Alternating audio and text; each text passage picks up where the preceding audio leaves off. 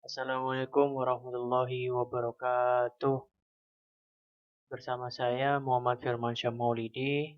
Pada kesempatan kali ini, saya akan sharing materi tentang diagram fishbone. Apa itu diagram fishbone? Diagram fishbone merupakan diagram tulang ikan, ataupun salah satu metode atau tools di dalam meningkatkan sebuah kualitas. Sering juga diagram ini disebut dengan diagram sebab akibat atau cause effect diagram. Penemunya adalah seorang ilmuwan Jepang bernama Kaoru Ishikawa, sehingga sering juga disebut dengan diagram Ishikawa.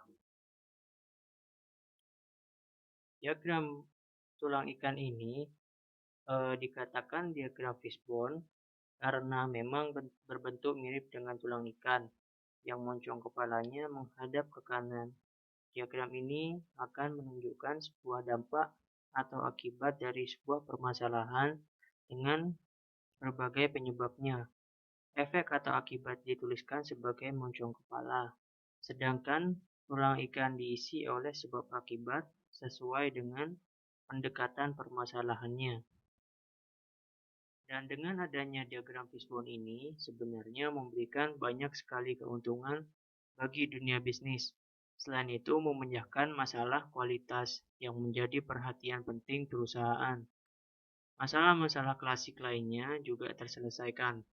Masalah klasik ada di Indonesia, yang maksud saya yang ada di industri manufaktur khususnya antara lain adalah komplain pelanggan yang terus berulang, tingkat defect atau cacat produk yang tinggi, mesin produksi yang sering mengalami trouble, output lini produksi yang tidak stabil yang berakibat kacaunya plan produksi.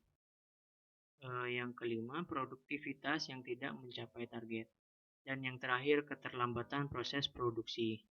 Namun pada dasarnya, diagram fishbone dapat dipergunakan untuk kebutuhan sebagai berikut. Yang pertama, membantu mengidentifikasi akar penyebab dari suatu masalah, membantu membangkitkan ide-ide untuk solusi-solusi masalah, membantu dalam penyelidikan atau pencarian fakta lebih lanjut, mengidentifikasi tindakan untuk menciptakan hasil yang diinginkan, membahas isu secara lengkap dan rapi, menghasilkan pemikiran baru. Jadi ditemukan diagram fishbone memberikan kemudahan dan menjadi bagian penting dari penyelesaian masalah yang muncul bagi perusahaan. Dalam hal melakukan analisis fishbone, ada beberapa tahapan yang harus dilakukan, yakni menyiapkan sesi analisa tulang ikan, mengidentifikasi masalah atau akibat atau masalah, mengidentifikasi berbagai kategori sebab utama, menemukan sebab-sebab potensial dengan cara sumbang saran, mengkaji kembali setiap kategori sebab utama, dan yang terakhir mencapai kesepakatan atas sebab-sebab yang paling mungkin. Dan kelebihan kekurangan diagram fishbone itu sendiri yaitu kelebihannya dapat menjabarkan setiap masalah yang terjadi dan setiap orang yang terlibat di dalamnya dapat menyumbangkan saran yang mungkin menjadi penyebab masalah tersebut. Serta kekurangannya adalah opini based on tool dan didesain membatasi kemampuan tim penggunaan secara visual dalam menjabarkan masalah menggunakan metode level Y yang diklaim kecuali bila kertas yang digunakan benar-benar besar untuk menyesuaikan dengan kebutuhan tersebut. Dan serta biasanya voting digunakan untuk memilih penyebab yang paling mungkin yang terdaftar pada diagram tersebut. Dan berikut adalah gambar dari bentuk dasar diagram fishbone.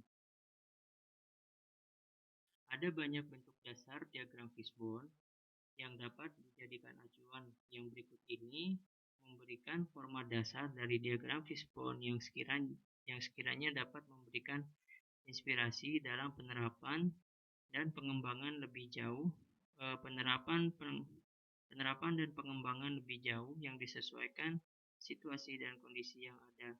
Ada penggambaran kaos yang ditulis di tulang ikan sebelah kiri dan efeknya di sebelah kanan di kepala ikan ini.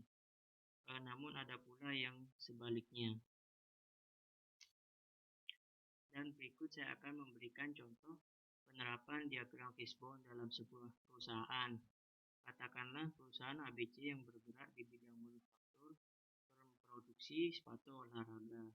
Karena begitu pesatnya pertumbuhan pasar sehingga memaksa perusahaan ini menjaga kualitas agar tetap bersaing dengan para pesaingnya. Namun pada kuartal akhir tahun 2000-an perusahaan ini mengalami penurunan karena produk dinilai cacat oleh distributor. Untuk mengatasi permasalahan ini, manajer produksi diminta menganalisa dan mencari permasalahan, sehingga banyak produk yang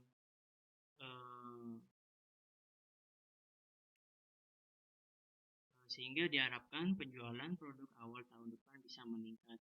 Namun sebelum manajer produksi melakukan analisa, sudah ada evaluasi yang menjelaskan bahwa banyaknya produk cacat dikarenakan rendahnya kualitas bahan baku sepatu yang didapat.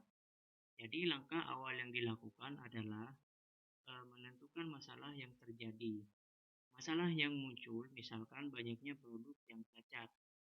Jadi langkah yang selanjutnya menuliskan masalah tersebut pada kepala ikan yang merupakan akibat atau efek dari permasalahan tersebut.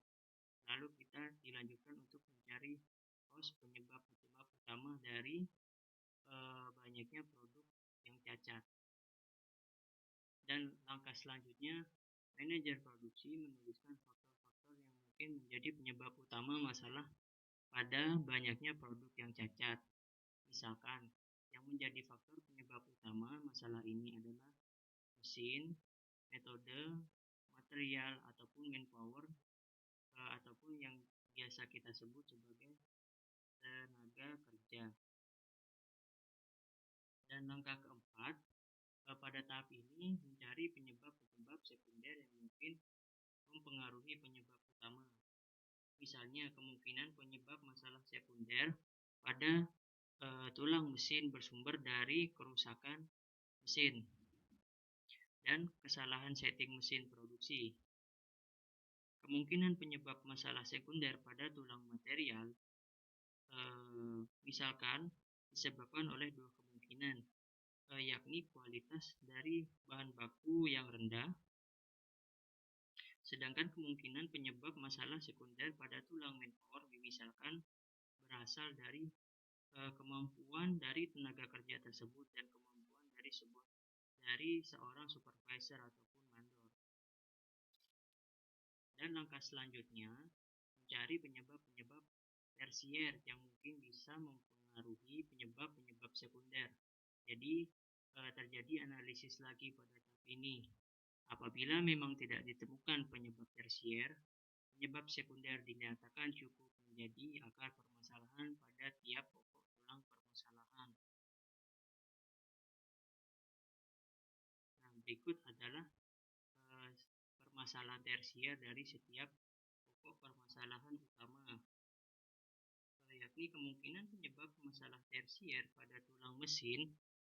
Bagian tulang kerusakan mesin adalah mesin tua dan mesin tidak diservis dengan rutin.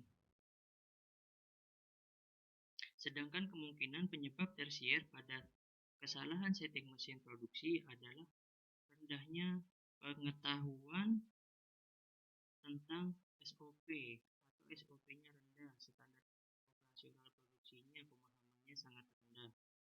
Dan kemungkinan penyebab masalah tersier pada tulang metode pada bagian tulang layout ini pada tulang layout ini produksi bersumber dari desain layout yang kurang efektif.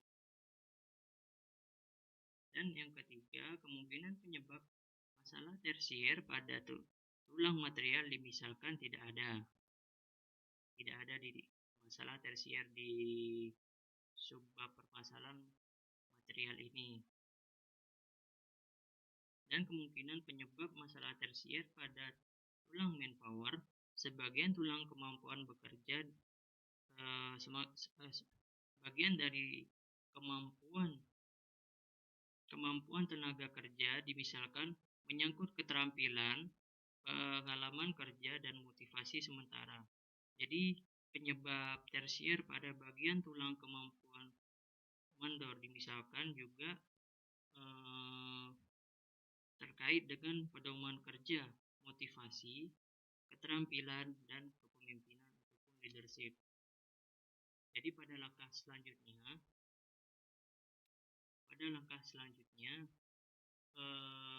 manajer produksi menentukan item-item yang penting dari setiap faktor pada hasil diagram langkah kelima dan menandai dalam hal ini diberi warna biru pada faktor-faktor tersebut yang paling mungkin mempunyai pengaruh nyata terhadap banyaknya produk sepatu yang cacat.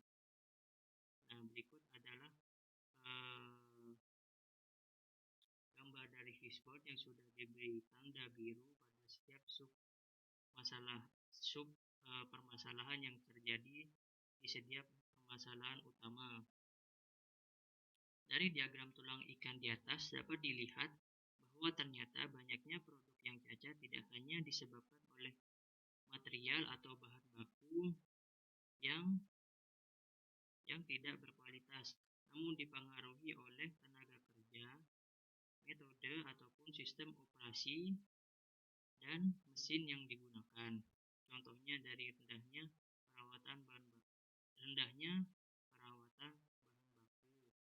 baku terbatas dari supplier. Nah, dari subbagian ini kita dapat menyimpulkan bahwa ini adalah sumber dari akar permasalahan tersebut. Dan yang terakhir adalah kesimpulan dari hasil analisis. Jadi manajer produksi menyimpulkan ada beberapa cara yang dapat dilakukan untuk kembali menjaga kualitas produk awal kuartal tahun 2011, yaitu dari material, metode, mesin, dan manpower. Dari material, rendahnya kualitas bahan baku ternyata memang mempengaruhi kualitas produk, dan ternyata ada hal lain yang menyebabkan bahan baku ini bermasalah dikarenakan suplai bahan baku dari supplier tidak mempunyai standar kualitas yang berbeda. Dari segi metode, tata layout yang tidak mendukung produksi sehingga memperlambat jalannya produksi, hanya mempengaruhi lamanya produksi. Dari segi mesin, kesalahan setting mesin yang tidak sesuai dengan standar produk yang ingin dihasilkan. Dan yang terakhir, manpower, yaitu pengalaman kerja yang rendah membuat hasil produksi kurang maksimal. Hal-hal lain yang juga ikut mempengaruhi seperti skill, motivasi, kepemimpinan mandor juga dipengaruhi karyawan dalam bekerja untuk menghasilkan produk yang berkualitas. Jadi dari analisis fishbone diperoleh kesimpulan yang memberikan gambaran spesifik tentang penyebab dari suatu efek atau problem. Temuan penyebab spesifik tersebut menjadi dasar untuk mendesain atau merancang program solutif untuk mengawasi efek atau persoalan. Jadi demikianlah sharing materi tentang diagram fishbone dari saya, dan semoga apa yang saya sampaikan ini bermanfaat bagi kita semuanya. Sekian dan terima kasih. Assalamualaikum warahmatullahi wabarakatuh.